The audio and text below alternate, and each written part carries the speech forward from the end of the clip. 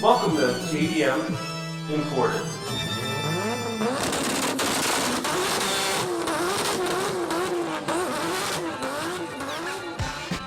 What's up? Welcome back to the JDM Imported podcast, episode 9. And this episode is going to sound better. I am determined that this sounds better than the previous. If you've been with me for the ride, I've been trying to do more blog style, kind of off the cuff, which is just my style, and recording in cars, recording on location, and then even at home. Sometimes things don't quite work out because this is not a straight up recording studio. I have a microphone and a computer, and for instance, last episode, the computer crashed mid-podcast, but my backup was on the iPhone. I always have a backup. Gotta have redundancy doing this stuff, lesson learned. So hopefully the quality is way better. I'm excited about this episode. This is going to be kind of a big update episode and get things keyed up for episode 10, which, you know, I want to plan something special for that one. Episode 10 is going to be a small milestone, but for those out there. But you know what? A big one for me. This was something I got into. I thought would be a nice compliment to the business, to getting the brand and the name out there, sharing my story. And this podcast is going to keep going indefinitely. Really enjoy it. I've been getting great feedback. Thanks again for all of you that have shared your thoughts on social, that have sent me emails. I've even received phone calls with people asking about getting into business for importing, whether it be cars, parts, things like that. Again, I'm no expert, but I've been through it. I can share what I know, and hopefully you learn from it. And I continue to get kind of questions, or, well, let's just say comments on why do you want to propel other people to do the same thing you are. And again, for those of you that haven't listened all the way through, my constant mantra and feeling is that the more people that do this, the better it is for all of us. You know what I mean? Let's share the love. Let's grow the marketplace.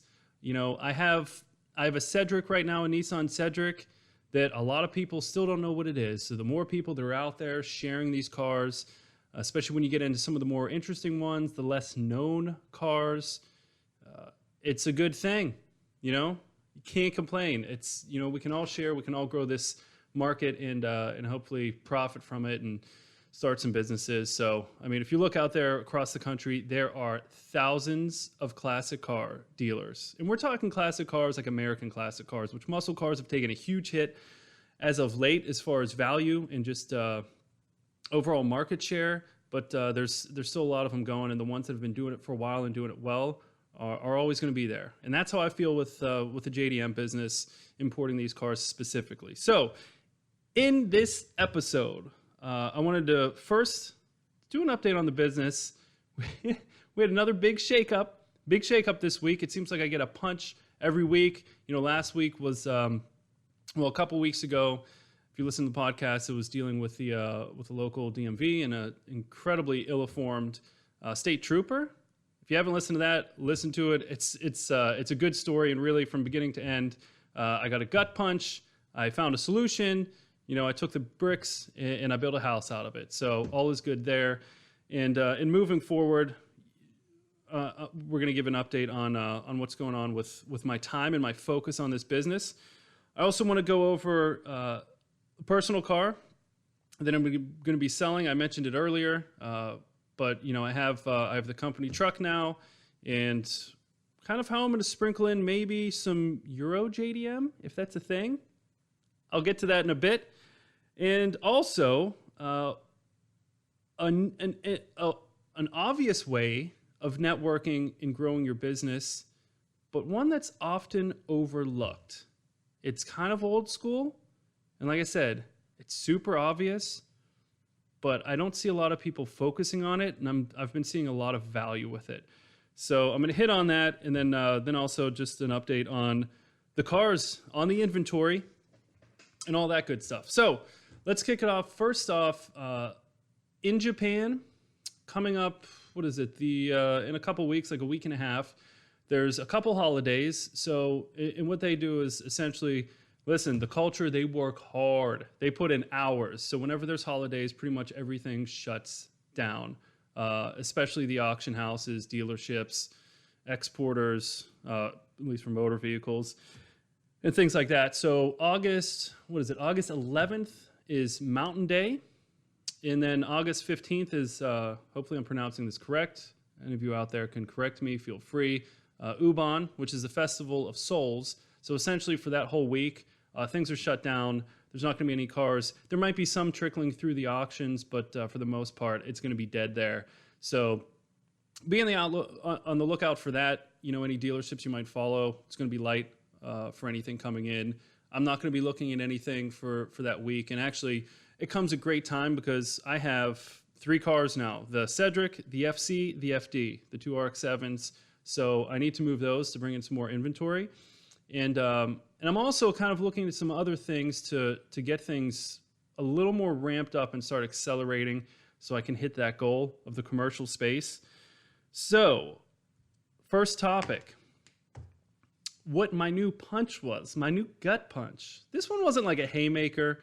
I saw it coming, the writing was on the wall, and I think it's going to be a good thing to accelerate Elusive Auto and its growth and turning into my 100% full-time gig. So those of you that might have followed, you know this. I'll just recap super fast. This business I have, Elusive Auto, it is not my full-time gig. It can't be, because basically all of my money goes into it, and anything I make from it, I just put back into it. It's not a moneymaker, as with most new businesses. And but really, I think that's the best way to grow and to scale slowly. My full-time gig has been in corporate recruiting, essentially, for a boutique, life science, super boring, like recruiting PhDs, MDs, stuff like that, for pharmaceuticals, life science companies. And, I was a general manager for this company, was with this group for like 7 years now. Almost, 6.5. We'll call it 6.5. I don't want to round up. Let's be official.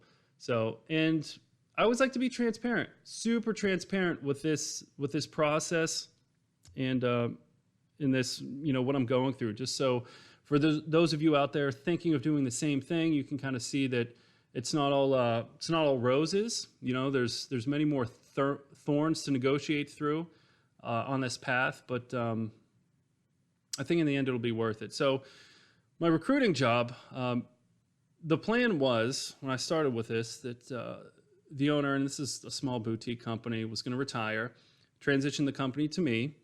Now, years ago, maybe 3 years ago, you started to see that we were totally on different pages. I mean, maybe 60% on different pages 3 years ago. This year, 100%, polar opposites of where things are going to go. And we've had good years, we've had bad years. And my thing was, I always kind of push back, is that we put a lot of work in, right? It doesn't matter how many hours you work, it's how many people that you close, essentially. Like anything else, and it's like this car business, it doesn't matter how hard you work on it, you still need to sell cars, you still need to somehow turn a profit so you can continue to expand and grow and just not hemorrhage money. So it's kind of the same thing with this recruiting. If you don't place someone, you make zero. So if you work 80 hours a week or 20 hours, the outcome is the outcome. And the time spent doesn't always influence the outcome. There's a lot of variables. I don't want to say luck. I'm not a believer in luck, but let's just say there's a lot of things out of your control. So if you're working with clients that somehow pull the job on you, hire internally, they don't owe you anything. You get nothing. You could have worked on it for a year, and that's just what it is. So my focus has been, I wanted to, we had like some old clients, and I wanted to expand our business, right? I wanted to get us into some different sectors, some lower level positions that kind of turn over faster, rather than working on these executive roles where maybe there's 5 people in each company on the East Coast that can do them. Real needle in a haystack stuff, could take 8 months, a year to fill. And again, you could run to the end of that rainbow and there's no pot of gold. So the owner and I have, we'll just say, kind of disagreed on things. I wanted to keep the focus on what we've done. I wasn't seeing the value in that because, like last year had a decent year and this year a bad year, and nothing's really changed. I didn't put in any less time. She didn't put in any less time. But the only thing is, we have very few clients, and they just were selective maybe on who they picked. There's a lot of competition with them. So I'm like, let's go over some of the smaller jobs, some of the smaller companies that don't have a huge vendor pool, meaning companies like ours that recruit on things. So instead of working against 20 other recruiting agencies, you have a good relationship in a boutique type company and you're their main provider, maybe the main two, I mean, to me, it just works odds in your favor. So I got a call from the owner last week and, we talked about how things are going, and she essentially fired me without firing me. So this helped make my decision to put in all my efforts in Elusive that much more obvious and easy. So she was explicit in saying she didn't want to part ways. She wanted to keep working with me. She wanted me to bring in new clients, but she sees that I haven't worked on her positions in a while, which has been totally transparent. I've told her that I want to go after other things. She disagreed. And it's just we're kind of in a different space for what we wanted. So she said she wants to keep working with me, take me on as a consultant, which essentially means no more salary, commission only. Now, in my mind, you take my salary away, you take my title away, you've taken my job away. And if I were to, and then finally I have my freedom, right? So I got my freedom to work and bring in other jobs and other companies, but what's my incentive to do so for this company that I'm now consulting for? Why wouldn't I just do that myself? You know what I mean? Instead of sharing.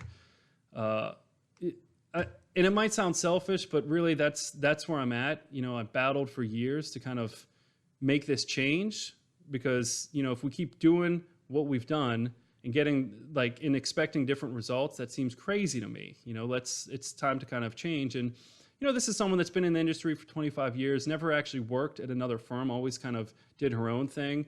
I've worked for other companies like this, so I kind of know the structure and what works because I've been out in that world. And it just never jived, it just didn't jive. So that's it. I don't want to spend too much time on it. It was a bummer, but not really. Because again, I was kind of preparing for it. I have all my contacts and things like that. So if I wanted to do my own thing, I could. But the more I think about it and how important this company, Elusive Auto, is to me and how much, and part of it, if I'm being real, which is always my objective. I put a lot of time, the same amount of hours into the recruiting, but you know what, this year, I put a lot of time into the car business as well. So time is not equal. 60 minutes doesn't have equal value. It's the amount of focus during that 60 minutes, during that hour. So if you're counting the hours of work you're putting into something, if you're not just totally focused and into it, is it really concentrated, good quality time? And if I'm being honest, it probably hasn't been. It hasn't been this last year because I've been focused. This is my baby. I want to grow this business so that this could replace my day job and I can really start making moves to make it a reality. And it's been really hard doing it at night. You know what I mean? Because again, it's not just me and my wife. We have kids. It's there's a lot going on, and it's I've been burning the candle at both ends. I still have plenty of energy, but it just really hasn't been fair to either ends of it, right? So I take this with a grain of salt and I move forward. So that's fine, whatever. I'll be a consultant for if I do find something, I'll or someone to recommend for a position I have in through my previous company, I will do so. If it turns into something great, if not, no skin off my back. I can always kind of part-time recruit on my own, since really what I've wanted at the whole beginning of this is kind of the freedom to develop that sector of business. But essentially my main focus is going to be Elusive Auto, and I'm really excited about it. I mean, it's almost like a weight's been lifted off. It's like I've gotten time back. Like I've said before, we always complain about not having enough time, but it's up to us to make time.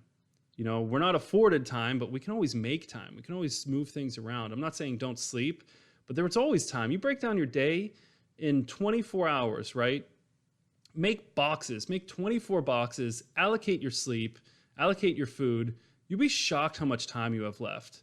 That you feel busy, but maybe you're not. You know what I mean? Like maybe you're just kind of moving around, but when you're allocating just kind of like, research online, TV, whatever it is, before you know it, there's, 2-3 hours a day that you're like, wow, I felt busy, but I mean, really, these things I can eliminate and really focus on a goal of mine, whether it's, starting a business, whether it's trying to do something different or trying to add and enhance your value at your current job, your current company. There's hours to be found. You just need to be willing to allocate them, and like for me, like there was things, like personal stuff, other hobbies, that all just stopped and I'm totally fine with it. And even like, I went to the gym every day, cut back on that. I'm still healthy. I might not be progressing as well fitness wise, but I don't care. I don't need to progress that. Like this is a ladder that I'm climbing, and I can't climb a ladder with two hands at a time. It's one at a time, grab and pull, grab and pull, grab and pull. So right now the grab and pull is elusive auto, and I'm really excited. I hope you're there to support, whether it be sharing the words or sharing, the podcast, whether it be sharing the website or just some insight maybe I provided to you. If you sent an email, I've responded. It's greatly appreciated, hugely helpful, and I hope to be there for any of you that have questions that have maybe been going through something similar, or again looking to start a similar business. I mean, because let's be real, like whether you're selling T-shirts, widgets, cars, services, a lot of the meat and potatoes of this is cooked the same. I mean, it really is. I mean, it's marketing its attention, providing a service, providing product, providing service after that, after the sale, and that relates to pretty much everything. And I've learned that in my recruiting career. And I've quite honestly, in the last couple years of importing cars, have learned way more because I've been in this completely by myself. And what that means is trial and error. Lots of errors, but documenting them, learning from them, not making them again.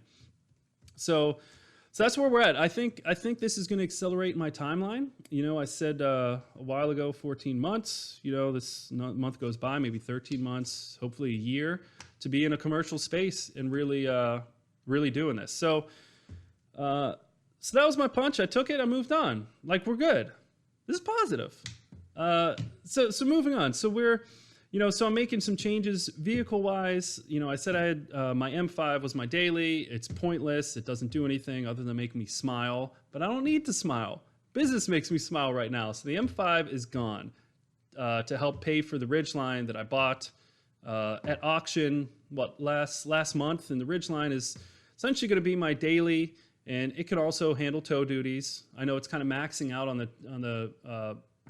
on the tow rating for that, but quite honestly, I did it with a Cedric, which is the heaviest car I'll ever tow with it. It's like 3,500 pounds, and it was fine. It wasn't awesome. It wasn't a diesel. I wasn't, setting any acceleration records, but it was safe. It felt stable. And for picking up a car once every 1-2 months, I mean, it's fine. It's a 4-hour trip to Savannah and back. Not a big deal. And it's, I can throw parts in it. I can throw stuff in it. When I go to paint, I can now just, take off bumpers, maybe get bumpers painted separately, whatever it is. I can tow cars to get them painted instead of disassembling them in the parking lot of the auto body shop, which I have been doing, which is a huge pain in the ass. So yeah, I'm going to get rid of that. That'll clear up some funds. Right now, it's just about making things as lean as possible. So 0 car payment. And with that, with making things as lean as possible, I'm a vendor for Rotiform wheels, which I mentioned in previous episodes, and this is someone I met through a car show, which is going to lead me into our next topic. But so I'm going to do a little more of a push for that. I'm going to have somebody get that on my website, because really how that works, and this is so quick sidebar. When you do vendor for distributors, it's a great way to maybe get your name out there and potentially bring some revenue in without upfront money. So when you go through a distributor, some of them, like Rotiform, you don't have to give them a buy-in. You don't have to buy X amount of wheels. You don't have to give them $5,000 initial buy-in or whatever it is.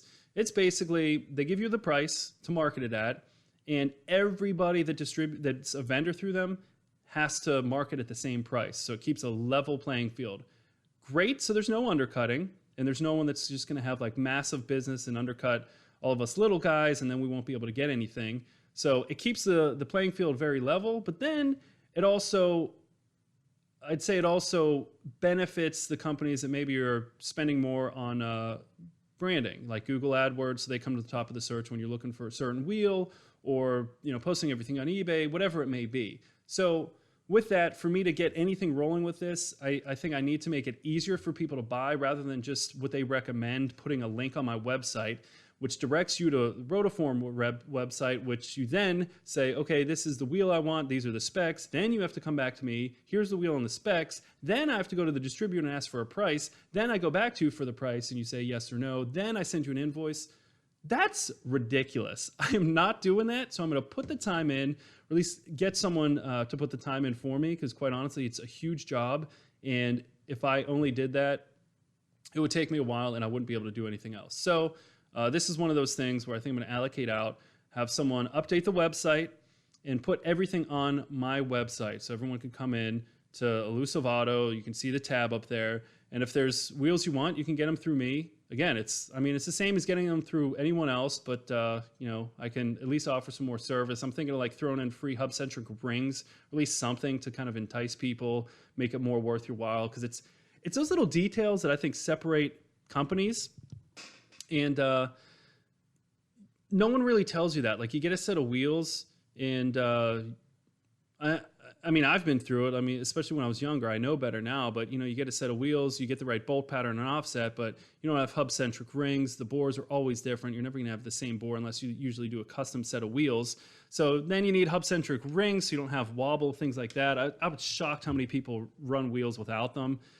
And, people say the Acorn lug nuts will center it. It doesn't, because you can always tell the tolerances might be a little different if you put a socket in on all of them, unless you're super careful. Let's be real. You get like $8 hub-centric rings, and you just put them on. They're centered. They're perfect. You're not going to have any steering wheel wobble. So I'm thinking like, okay, maybe that's something I'll just throw in, like a free set, because I have to market them at a certain price, but I want to offer something to somebody. So a free set of those, a T-shirt, whatever it may be.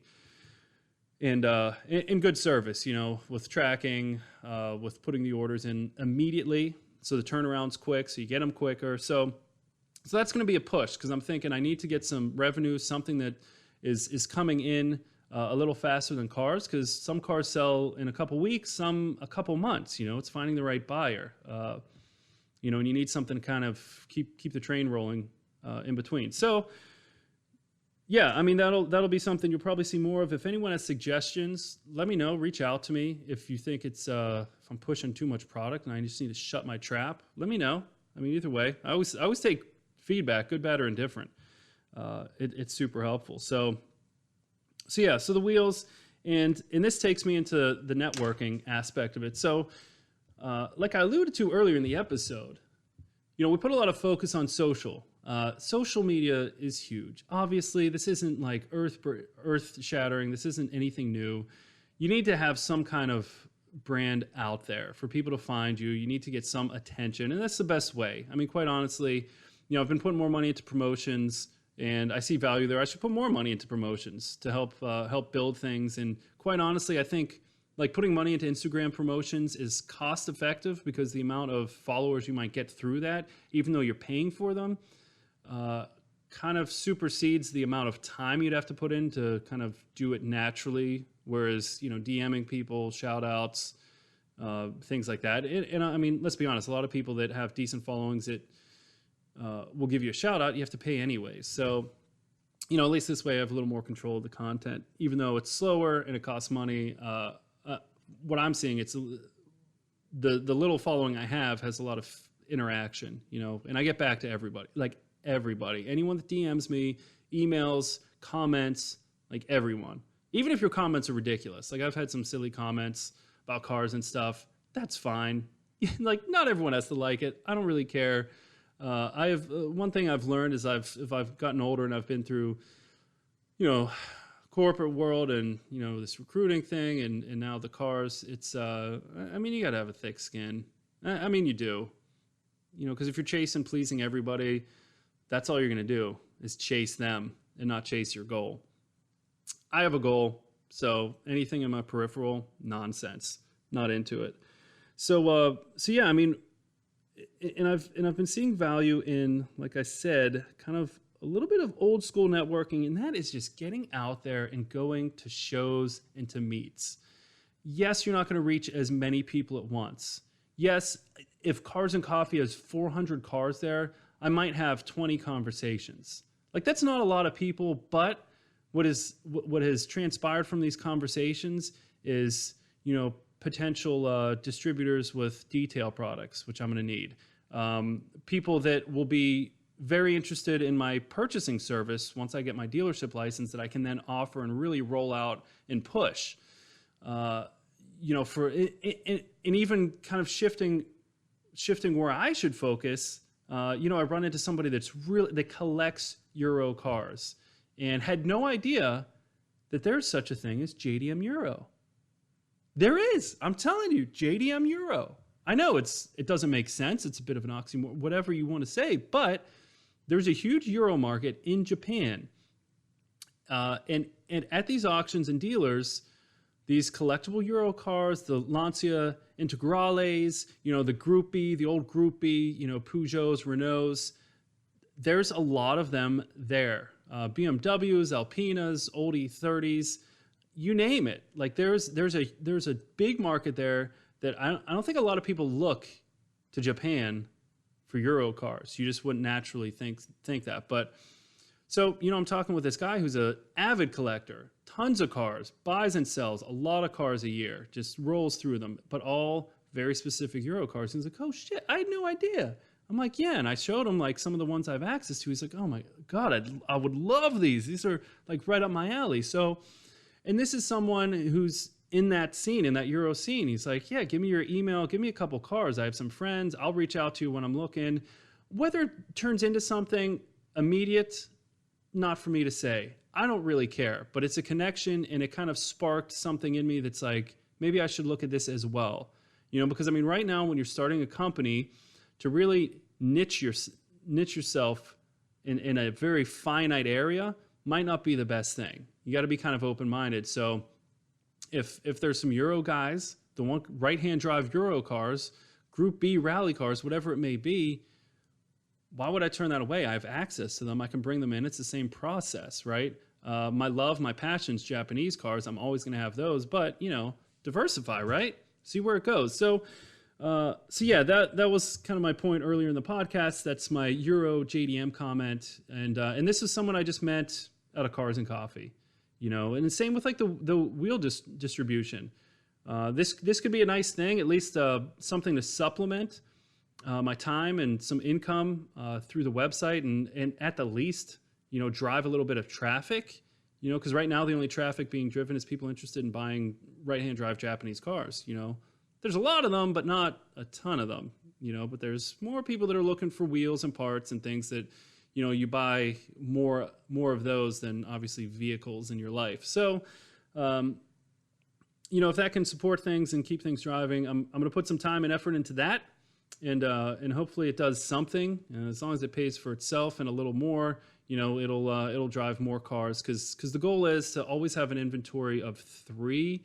And then by the time I'm ready to move into a space, 5 to 6, I think is reasonable and manageable, without hiring a whole team of people, hiring somebody to maybe do the detailing. Although I love it, it's a problem because I get sucked into the detailing, and I probably overdo it. And it takes a lot. For those of you that like get into detailing, I'm not talking like washing and hand waxing your car. I'm talking like paint correction, clay barring, wet sand if need to be. I'm talking like upholstery cleaner, not just spot cleaner, but like shampooing an entire vehicle, drying it, not just dressing things up, steaming an engine, not spraying gloss on it, all that stuff. I mean, I get sucked into that, and I have to realize that my time is super valuable right now to be putting into things that are going to drive the business forward. And sometimes people aren't as particular as me, and that's okay. So, to have somebody, maybe part-time clean cars, that's starting to make sense. Like I said, with the website, to have somebody part-time, put some of this inventory in to make it easier for someone to buy rather than asking a potential customer to go, take 4 steps to order wheels as opposed to just one click in a checkout. You know what I mean? And when they were doing that, I can continue to, do the mechanical work on the cars and keep pushing that stuff forward. So that's a bit of a lesson learned. And countless contacts, I think, through these, my email list has grown even more from these car shows and meets than they have naturally through, subscribing to my list on the website and things like that. So this is something I can control. I can really control my efforts personally and in person. So I try to do something every weekend. And really, luckily, here in Charlotte, there is something every weekend. Multiple. The hardest thing is picking out where you want to be, right? And sometimes it's the big shows, but for those of you that are like, oh yeah, maybe I should put a little more effort into my networking at shows and meets. I've actually had better luck, at least for actual connections and people that I keep up with, through the small venues. The local Cars and Coffee where maybe there's 100 cars or 80 cars, or the group meets where maybe there's like 7, but like I'm the only one there that's an importer, right? I'm the only one there that like offers a service. So of course, like people are like, oh, that's Dante. Oh, that's Dante with that weird Bentley looking Nissan. Oh, I get that. And people think of you, and I've gotten, like I said, a lot more contacts from that than, I don't want to say more, but just deeper contacts, we could say. Contacts that are more than just like a name or more than just a like and a follow. So yeah, I'm just navigating, trying to figure out where to put the time, but that's where we're at. That's where we're at business wise. M5's going to get out of here. You're going to see that on the website. It's going to be weird because it's like, what the hell is a Beamer doing with a bunch of right-hand drive cars? But whatever, it's my personal car. I figure I might as well put it up there. Obviously, I'm going to put it in other outlets and on social and eBay and whatever. So, and if any of you have suggestions out there, like, I'd like to hear from you. I mean, what have you had the best success? What platform do you like to go to find cars to buy? Whether it's Craigslist, eBay, Facebook, Instagram. Instagram's kind of a way, I think, to drive to another site, which is what I've used it for. Facebook Marketplace has been pretty good. eBay's hit or miss. We've Bring a Trailer I've done once to no avail. It's $99 each time you do it, so it gets costly, especially if it doesn't sell the first time. But maybe the FD, since it's low mileage, would be a good one to go on there, because recently FDs have been going pretty quick. So, and getting into the cars, so the Cedric's ready to roll. Cedric needs nothing. I did all the maintenance and stuff, just changed the fluids.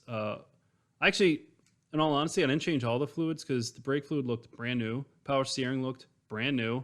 I always do the trans fluid. I drained it. It looked brand new, but there's no good way to check it. On the dipstick, but whatever. So I changed that, and I just did that, and oil, and flushed the rad, even though it looked good. It's an easy enough job, but everything's good on that. I didn't even have to recharge the AC. Blows my mind. I can't believe it. I can't believe how clean that car is. It's just insane. The only thing with it that I'm not going to fix, there's actually nothing that needs fixed aside from the radio. The radio's sporadic. It sometimes works, it sometimes doesn't, but the display doesn't come up. It'll still play audio through it. But it's a classic piece, and I know if someone wanted to keep it, they could fix it or swap it out. So I didn't want to get into, like, if it was for me, I would pay somebody to fix it. It's probably need some capacitors, maybe some things with a display, whatever. It could be fixed and brought to new. But if I'm going to sell it and someone's just going to swap in like a touchscreen or something, like, why bother? So anyways, I'm not fixing that. And that's really the only hiccup with that whole car. Other than that, I mean, it drives stupid straight. The brakes are new. The tires are new. The belts are new. I mean, it has, and I've been saying, like, on the video walk around on YouTube and on everything else, I've been saying 11,000 miles. I've been rounding up just because I've been taking this car to shows and things like that. And I understand that it's a smaller market, so it might take a month or so to sell, and I don't like people to be surprised at the mileage. It's barely 10,000 miles, actually, but I've just been rounding up and marketing it at 11, just kind of accounting for me driving it, because it seems I've taken that in the FD to shows, and that just gets way more attention. I I mean, I know why, but I don't know why. You know what I mean? Like at the same time, like I get it because people are like, what the hell is this? I've had people think it was a Lincoln. People think it was like an old Rolls because of the headlights. And then they see Nissan wheels and like, what? So it's just been getting a lot of attention. So yeah, that's ready to roll. The FD is good. I just officially posted that last week. Been getting some emails in it. Of course, the gauge cluster. I took it to a show, when was it? Last weekend, and the gauge cluster started, the tacks started jumping around. Common problem with those. It's a capacitor. It's kind of a shame because now I have to disassemble all the plastic pieces that I just refinished. So I'm going to take the steering wheel off. I'm going to tape the edges because I just don't want to have to refinish them again. I put so many hours into that. And I'm just going to take it to a shop, place that's really well equipped to work with circuit boards because I don't want to mess it up because that gauge cluster is super valuable to me because it's the original one and it displays, that it only has, after doing the conversion, 33,000 miles. That's the value of the car. It obviously looks like a 33,000 mile car, but without that display that says so, it's not going to help selling it. So I'm going to make sure that that's totally right and ready to go for the next owner. But that's it with that car. Other than that, golden. Drives beautifully, looks nice with the new paint and everything.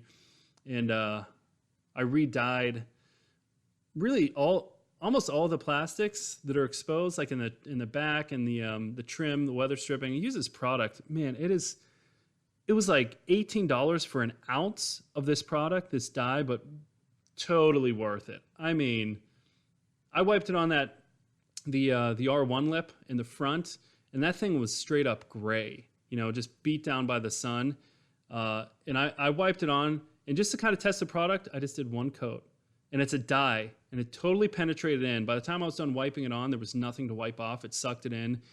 And I've probably washed it 4 times. It's been in the sun, whatever. I mean, I'll probably put another coat on just to kind of shine it up. But I mean, it looks like OE factory plastic right now. That stuff, I will always have it. I'll get the name. I'll post it somewhere. But yeah. So and I wanted to kind of close things out with feedback. So let me know what you think about the podcast. I want to do something special for episode 10 because, again, I truly, truly appreciate the support, the questions. Yes, it takes time for my day to answer it, but it's so worth it because then I'm just confirmed that someone's listening. You know what I mean? And that someone's getting value from it. I had a call. Well, actually 2 calls last week from people across the country, that just called the business number and were like, hey, kind of nervous, but I just wanted to ask some questions. Been thinking about bringing parts in or starting a service, whatever. And I'm glad to take the time because, again, I can pop my earbuds in. If I'm working on a car or sending emails or something, I can still talk to somebody. I mean, it's really, it's a welcome burden, put it that way. So, but yeah, feedback as to the podcast. If you've, the quality's just been shit with some of the mobile stuff, but if you like the real time kind of blog style, if you want to hear more about that, if you want, more sit down kind of outlined format like this.